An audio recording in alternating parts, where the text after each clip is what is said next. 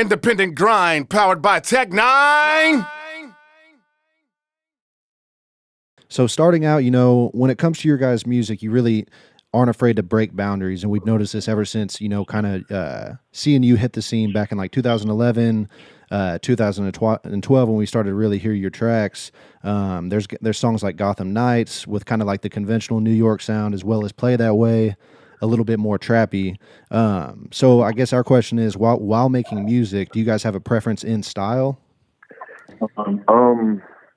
Not really. I don't think so. Yeah, I think from the beginning of our career, one of the main things we wanted to focus on was not boxing ourselves into one sound, and because we're not a boxing type of people, we're like all over the place in terms of our own musical influences and music listen to on a regular basis. So we try to not limit ourselves to a sound.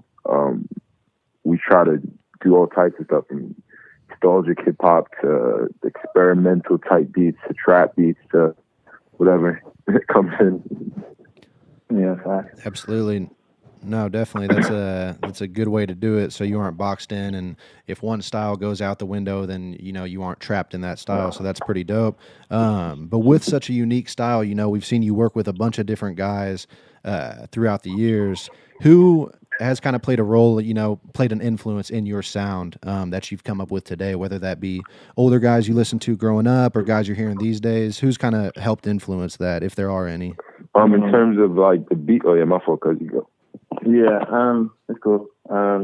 Who influences us? It's funny because before we got into the rap game, the year before, we weren't listening to hip hop music like that. We were listening to like alternative rock, like Local Natives, Street Foxes or whatever. But as a kid growing up, I used to listen to a lot of Weezy, Lupe Fiasco, and Nas and Tupac, and those guys kind of gave me the inspiration to get into the hip hop scene, because they told me that, like, listening to their music, I felt like I had a voice as well, and I had something to say to uplift our generation.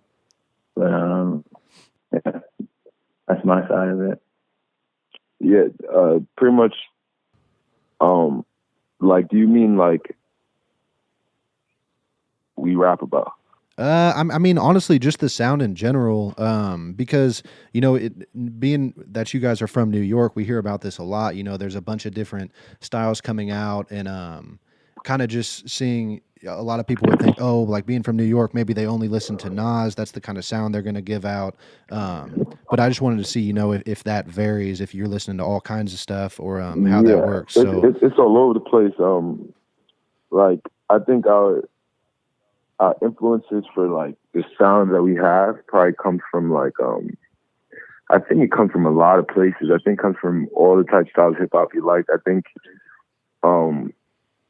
especially with trying to deliver a message, because not initially, that's still what we do, but we had like not to sound tacky, but like a message that we were trying to convey to like the youth.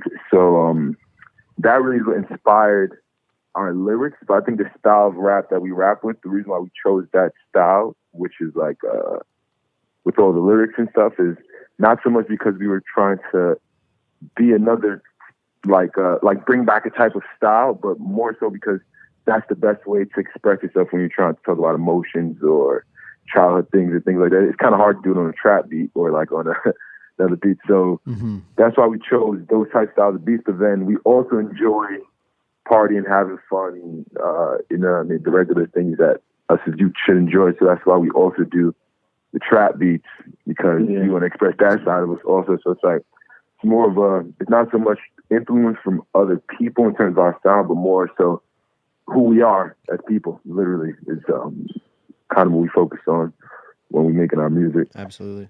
Yeah, that's dope. Like a track like Play That Way, I know you guys had to have just heard that beat from Ronnie J, like, fuck, all right, we just want to play this shit to go stand on some couches. We gotta do it. Tell me about New York, because I always think it's interesting about hip hop nowadays, and where New York is and stuff like that.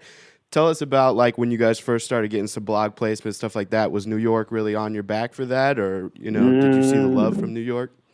Not so much. New York supports us ridiculously, but like not as much as like the other places. Yeah, like the rest of the country. Definitely. Definitely. But I think it's like that in New York. New York doesn't really champion many of their artists unless they're told to. So it's like Right. our support in New York is with the youth. Of course, we enjoy the youth of New York, but in terms of like mainstream, like nah, there's no help in New York in terms of like what we've done. We just use the internet, literally. Like the internet was. Yeah. I had this thing in my head, like, yeah, we could use the internet to blow up everywhere else. Like we don't need our city on our back. Because I feel like if the small, like being in New York with so much musicians of all different types of styles and arts, all different types of styles, it's kind of oversaturated. So for an artist to come out and kind of want to put New York on their back and carry them is kind of hard. There's just thousands of artists trying to do the exact same thing. Yeah. I think we kind of came into it with a more global approach to like all the youth around the world, not just New York. It just so happened that we're from New York. People, like growing up, I didn't really listen to hip hop. I had artists that I loved to the maximum: Unlimited Lil Wayne, Unlimited Lupe Fiasco, 50 Cent, and then all the other stuff in between.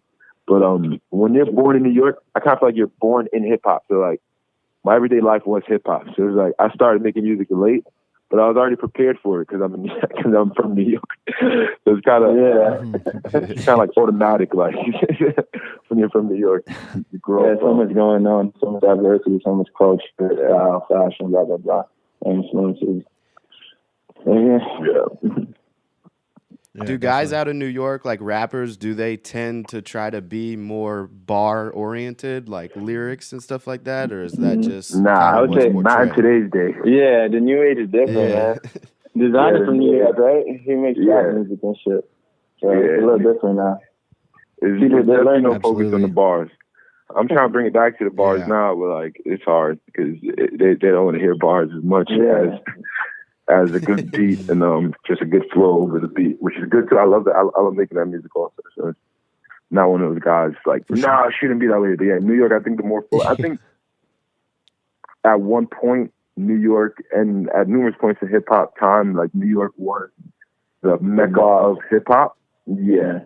So like our sound, which was the bars, is what influenced many of the artists. And I hear many artists that you didn't believe when they talk in interviews, like guys like kind of like Waka Flocka. I'm just saying this like random. He'll say like his influences were Nas and people like that, because at that time New York was everywhere. So like Soft Walker, like his favorite rapper is Nas. This guy's a Texas trap rapper. You know what I mean? So like I think at one time we were the Mecca, but now, and everyone's trying to be like New York, but I think the Mecca now has moved to Atlanta.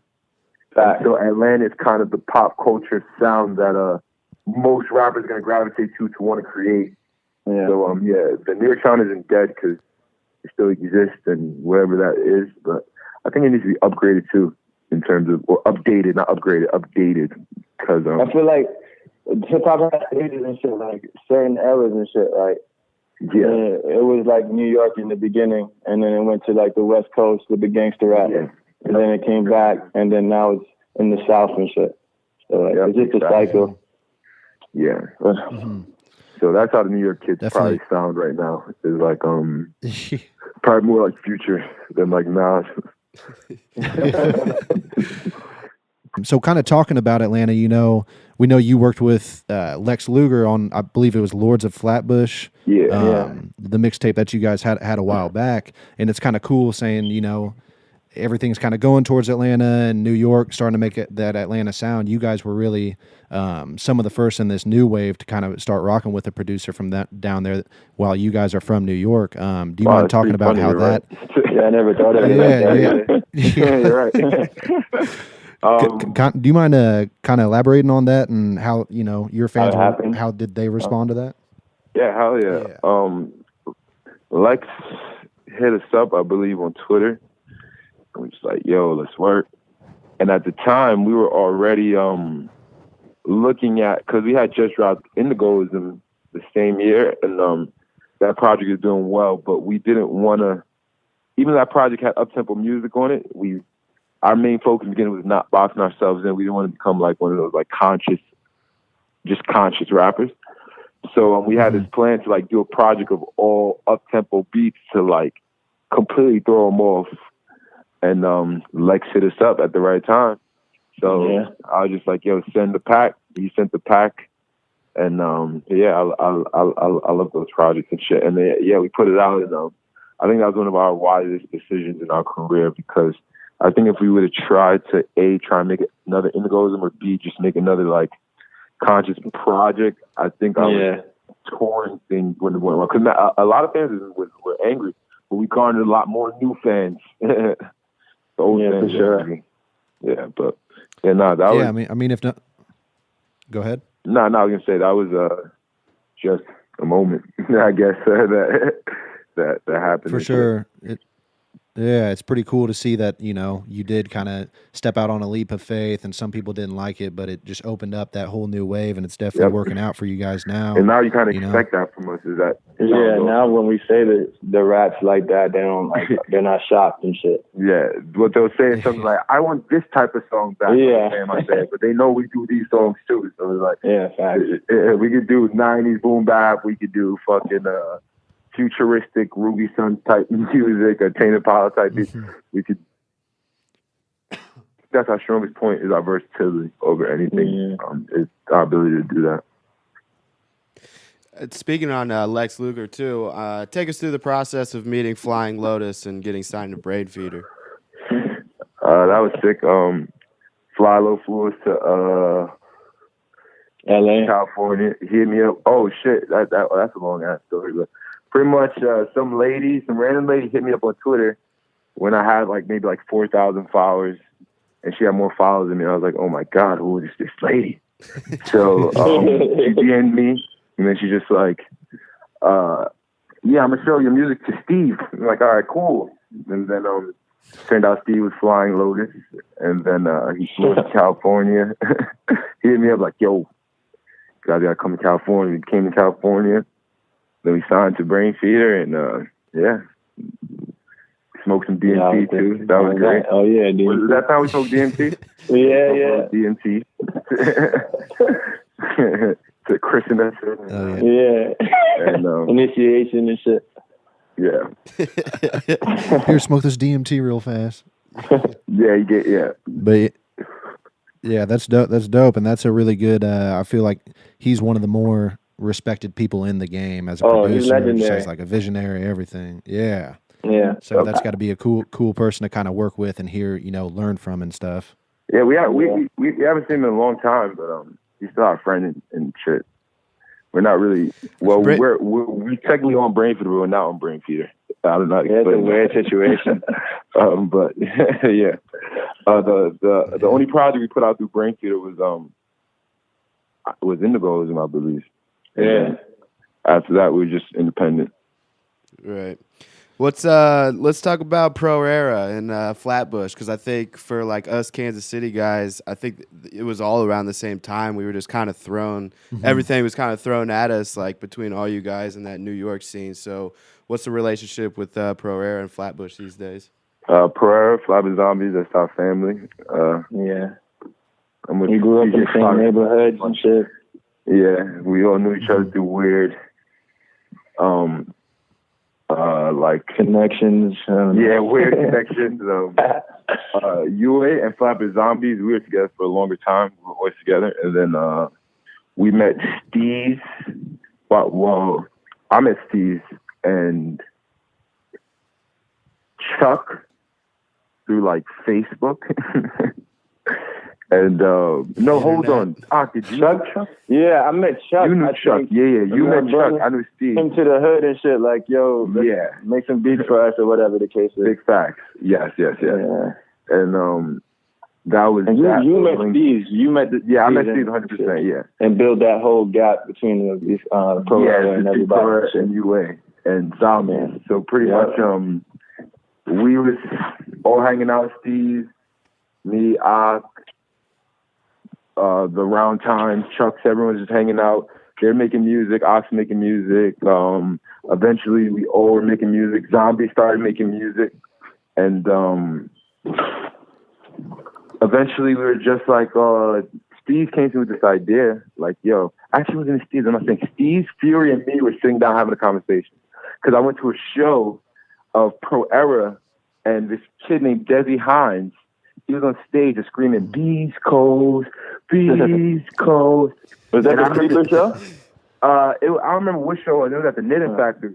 It was like, Oh, yeah, it that's was the like Creeper shit. first show and Yeah. shit. Right? Yeah. I'm like, yo, what is this Beast Coast shit? I'm like, at the time, I didn't even know Pro Era. So I'm seeing Desi Hines on stage. Like, I knew some of the members, but I didn't know all of them. So I thought Desi Hines was in his own gang called Beast Coast. So I'm like, yo, that's a fucking dope name. This motherfucker got a name called Beast Coast. Shit, what the fuck? Why the fuck did I think of that, right? So, so I'm talking to Steve and my other friend Fury later. I'm like, yo, who's that kid on stage screaming Beast Coast? Yo, that shit fire. Like, what the fuck is that? He's like, oh, that's just like a chant that, like, we say sometimes. Like, East Coast, Beast Coast. And we was like, yo, we need to turn that into something. I'm like, yo, I know Zombie. You know Pro Era. You go tell Pro Era, like, yo, let's link up and make this super shit called Beast Coast. I'm going to go tell Zombies, and we going to link it up. And that's literally what happened. He went to Pro Era. Joey was already familiar with everyone. We knew Joey also at the time. I'm not sure if I got him Joey, but Joey was with it. Pro Era was with it. Zombies was with it. And then Beast Coast was just established from there. And, yeah, it took off from there. Well, not took off, but That's sick. It's what it is now. What are you gonna talk to? Yeah, no, absolutely, fucking nationwide, worldwide type shit, and that's pretty cool for you guys to really be able to all link up because I mean, New York is pretty much a country in itself. It's cool that you guys all were able to link. Just to kind of wrap up everything, you know, we know you have your project Renaissance coming out May 19th. Do you mind talking a little bit about that? And what you know, kind of how that plays into your career and just where it stands as an album, I guess.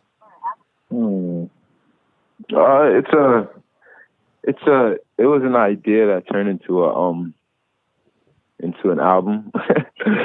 it went from like let's put out a bunch of songs to like a weekly basis type of thing. Yeah. And then it turned into album. Yeah, because pretty much what we're trying to do is in such a microwave society, I feel like we have to drop. Everyone has to drop a lot more music. You can see it with even the top of the top artists dropping numerous albums a year, which wasn't really the thing to do before. So we're just trying to.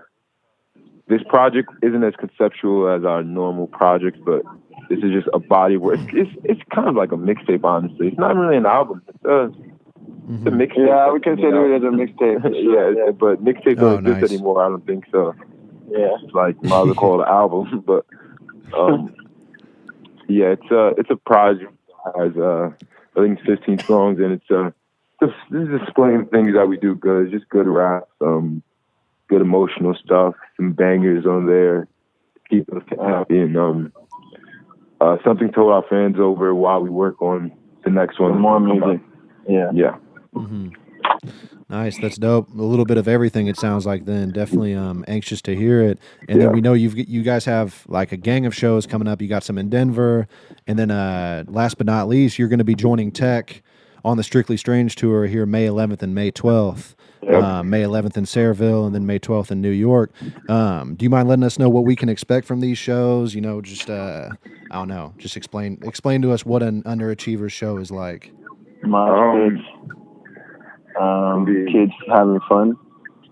It's gonna be super live, 100%. Mosh pits. I don't know if we call it a hip hop show, but it's a lot in there. So it's there's some hip hop in there, but it's a bunch of high energy. It's a high energy show. Yeah, for sure. That's the right way to say it.